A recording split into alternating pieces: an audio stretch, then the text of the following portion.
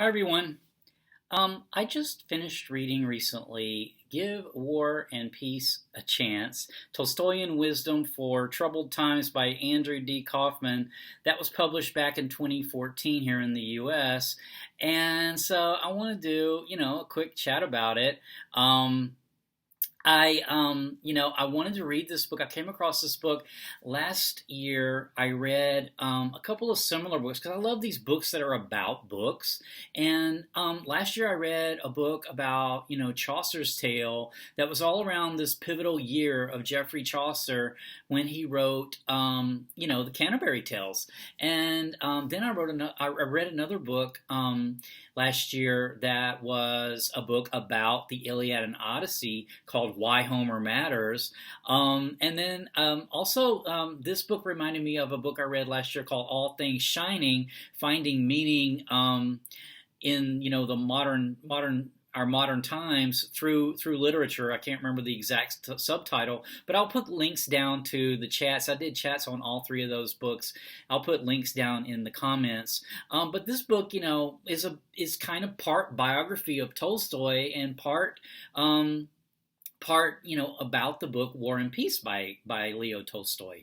And so it really struck me as something really interesting that would be to read. So the way it's structured is finding this wisdom within War and Peace, because the author of our book has is sort of a Russian literature specialist. I think he teaches at a university. I'm not sure where, but somewhere here in the U.S., maybe the University of Virginia. I might have that wrong. But anyway, he loves War and Peace, and he's read it multiple times and studied it in depth, and he thinks that it contains a lot of wisdom for living, which is another reason why I wanted to read the book, is because I love books that are about how to live a good life and what it means to live a good life. And the author makes the point that Tolstoy is showing us through the fiction of War and Peace, showing us, what's the key to successful lives. And so the way the book is structured, there's an introduction that's sort of an introduction to War and Peace, introduction to Tolstoy and his life, his time, when he's writing, where he's living in Russia. This is written in the late-ish 19th century. War and Peace was of Russia. And then the first chapter, then the chapters sort of hit on, main points about, how to live a good life, like what it is, about living. Different chapters, about some point about, living. So the first chapter is actually called Plans. And in this chapter, the author makes the point of the characters in the novel, who have the most success really are when at those moments when they're able to just sort of let go of plans. And sort of encounter life, as it happens. Although, they do make the point that planning is actually pretty important, but it's those people who can, plan, but yet, set aside that plan. Then, when they recognize, when they instinctively recognize that, they need to. This was actually discussed in the book All Things Shining that I mentioned earlier that I read, how it often recurs, successful characters in literature, when they can sort of just let go of, how they thought things should work out, and when they're recognizing, having the ability to recognize when things aren't working out that way and they need to, change their action.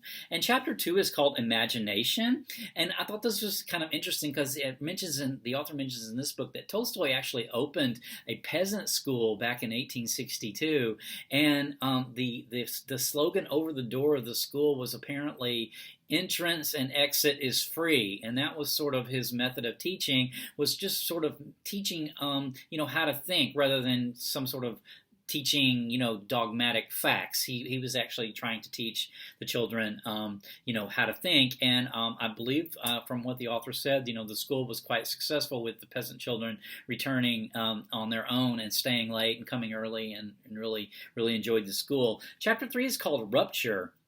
and this is, when life is going along and everything seems like everything seems stable and it's going to be fine, and then suddenly there's a rupture. And in War and Peace takes place during the Napoleonic invasion of Russia.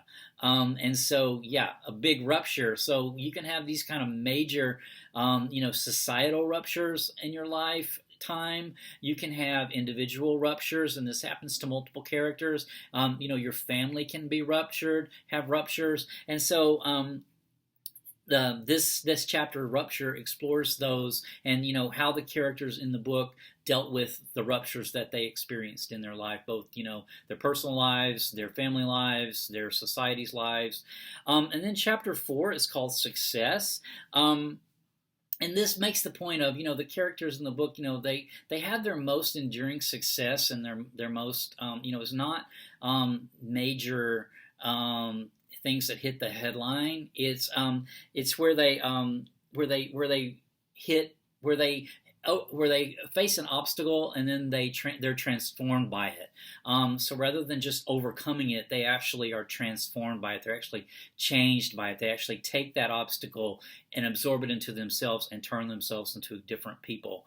And so, I thought that was really interesting. Chapter 5 is called Idealism. And here he uses the character Pierre in the book, who's sort of this random person. But ultimately he is he leads a fascinating life, and the author says here leads a rather fascinating life, which leads him to a sort of abiding happiness that eludes that happiness that eludes a lot of the characters in the novel, who are more pragmatic and don't sort of they're not dreamers. They sort of they're pragmatic. They get plans and stick to plans. But ultimately, Pierre has the more interesting, fascinating, and probably even happy life. Chapter 6, speaking of happiness, is called Happiness. And this chapter argues that, the lesson from Tolstoy is to, embrace life fully in all of its multitude of complexity. And, when you do that, yes, you do open yourself up to risk. You do open yourself up for pain, but you will have a more beautiful and deep life experience, as opposed to those who, remain sort of comfortably numb throughout their life. So he makes that point in that chapter, among others. I'm just giving the high points that each takeaway from each of the chapters.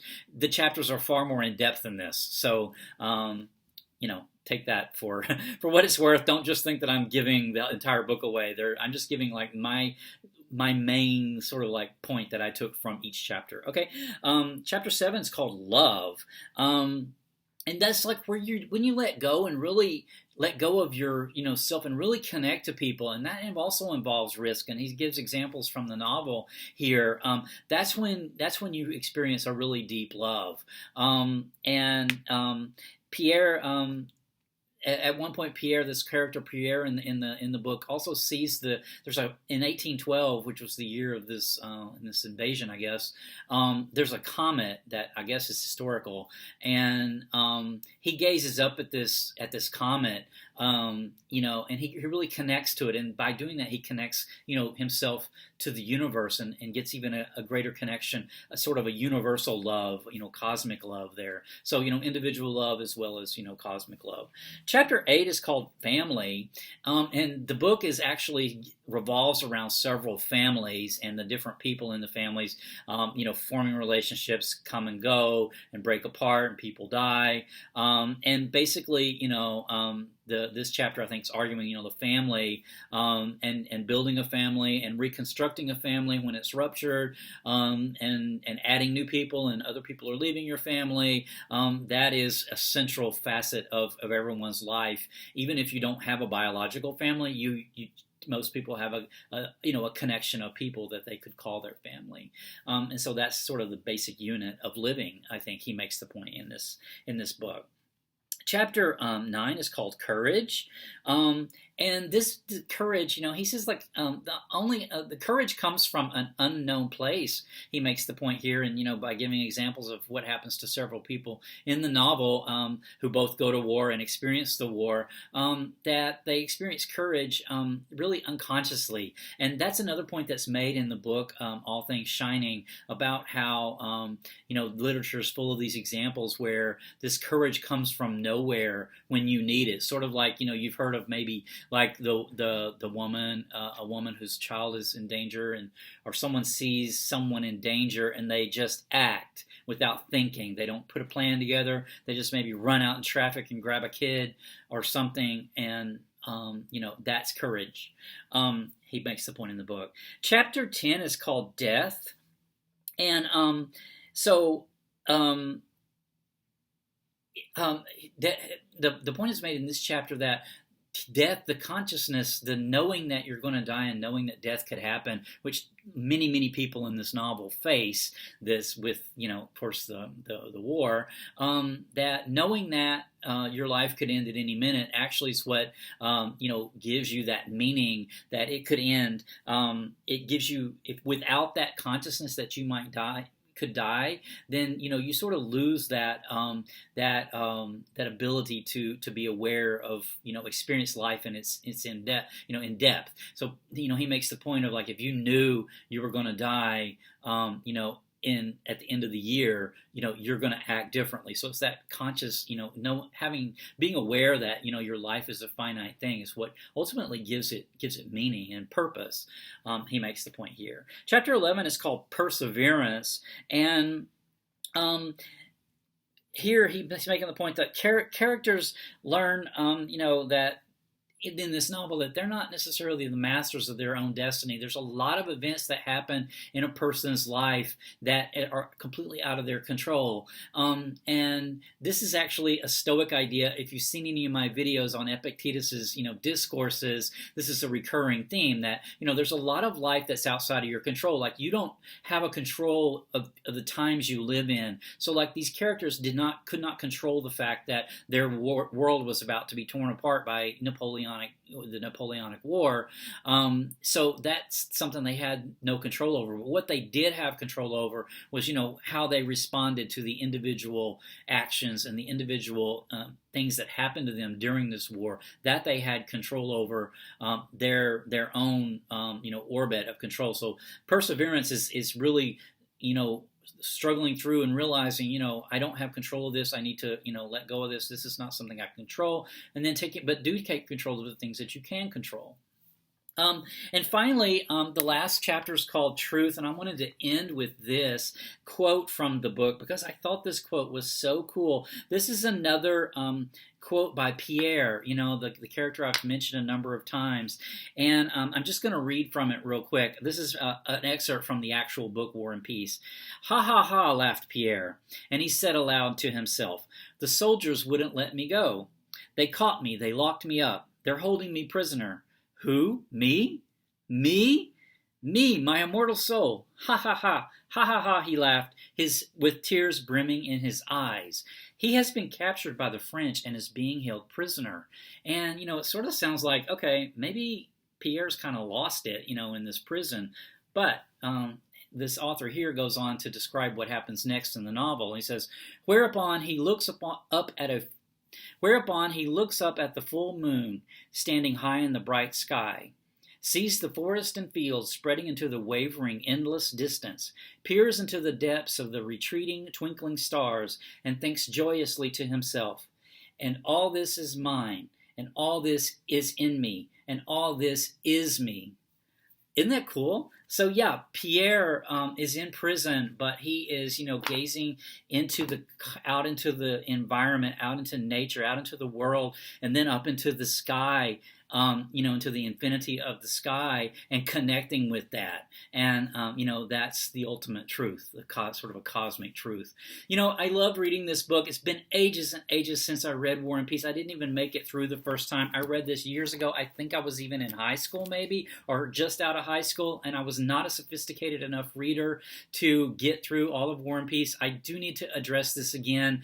It is readable, though. If you haven't read War and Peace, this book is entirely readable and is still enjoyable from the standpoint of, lessons on how to live a good life and what is a good life. The book stands alone in that regard. So I'm going to stop with that.